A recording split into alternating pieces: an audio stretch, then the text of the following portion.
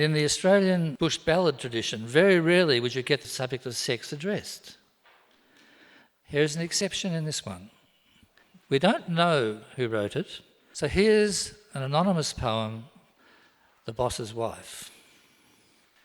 The warm winds crossed from the eastern coast, blew hot through the mountain passes and picked up the breath of the burning plains and touched on the station grasses. And the grasses shrivelled, grew dry and brown and shrank to a dusty grey. And the brown earth cracked and the fiery drought came down on the land to stay. The waters in on the homestead holes sank down to the blue clay rim, and the ibis came in the circling flocks to feed on the bony brim.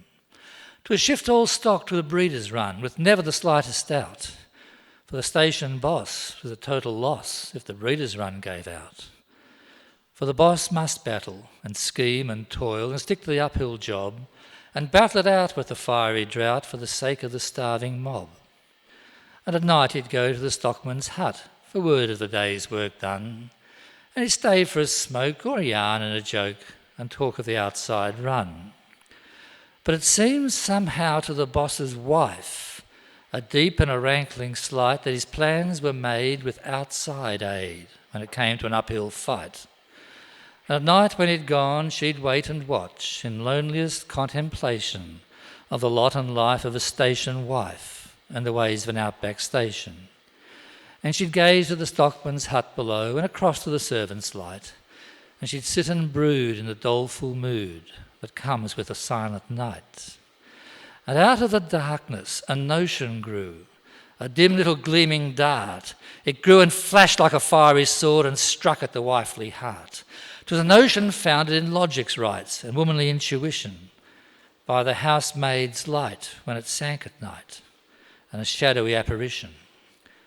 She gave no sign, but she watched each night till there wasn't much room for doubt, and she timed when the boss came in at night from the time those lights went out.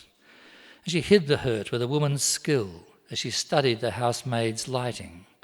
To be betrayed for an artless maid, it was time to be up and fighting. When the boss was gone to the stockman's hut, she lost no time in the going. With a friendly smile and a bit of guile, would the maid come and help with the sewing? And the maid agreed with a ready nod, she'd nothing much to do.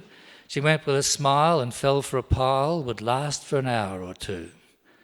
And the wife, when the work was well in swing, slipped off to the housemaid's room, and safe in the camp she blew the lamp and waited there in the gloom, till the footsteps soft on the beaten track turned in at the darkened door, with scarce a tap or the slightest rap, for he'd been there oft before. She gave no sign, and the darkened room no change in the form betrayed, nor the greeting kiss with the meeting miss, to as much as the melting maid. For the woman's style and a wifely wile to play the maid of the quarters, she played with the skill and the strength of will and the guile of Eve's own daughters. She played, and sudden she flashed a torch. One horrified glance he took. She dropped the light and fainted quite. 'Twas Chin Tai, the Chinese cook.